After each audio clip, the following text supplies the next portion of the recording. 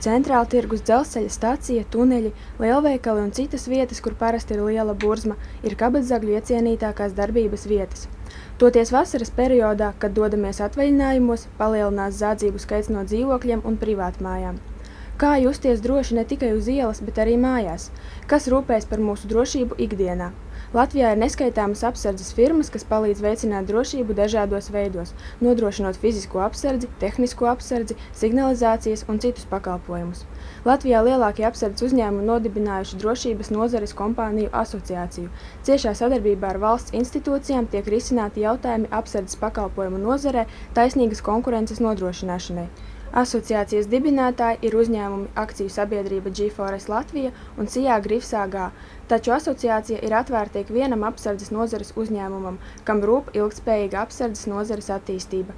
Akciju sabiedrība G4S Latvija pārstāvis asociācijas ikdienas darbā ir Jānis Ābele, drošības funkciju departamenta direktors un valdes loceklis. Jānis Ābele izsaka cerību, ka kopīgi ieguldītais darbs, sadarbojoties ar valsts institūcijām, būs produktīvs, un to sajūtīs arī uzņēmumi un privātpersonas, saņemot labākus drošības pakalpojumus. Ir principā tas galvenais un kopējais mērķis ir kopīgiem spēkiem uzlabot nozari, padarīt nozares pakalpojumus kvalitīvākus, pieejamākus mūsu klientiem, uzlabot darba apstākļus mūsu darbiniekiem, padarīt caurspīdīgāku valsts un pašvaldību iepirkumu sadaļu un tā tālāk. Latvija, salīdzinot ar citām Eiropas valstīm, ir viena no drošākajām. Tiesa gan drošība ir plašs jēdziens. Ar to varam saprast gan terora draudus, gan arī mazas zādzības uz ielas.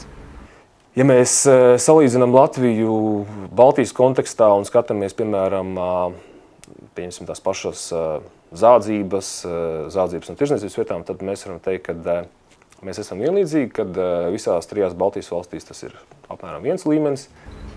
Pieprasījums pēc drošības pakalpojumiem pieaug. Pastāv iespēja sazināties ar drošības risinājumu kompānijām, lai uzzinātu, kas ir labāk piemērots tieši jums. Tomēr arī pašiem dara atcerēties, ka piesardzība nekad nenāk par ļaunu.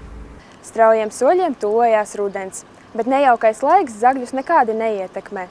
Kā sevi pasargāt ne tikai mājās, bet arī uz ielas, sabiedriskajā transportā, pat veikalā? Iespējas, kā sevi pasargāt, ir daudz un dažādas. Atliek tikai izvēlēties sev tuvāko. Kurš gan cits sargās, ja ne pats?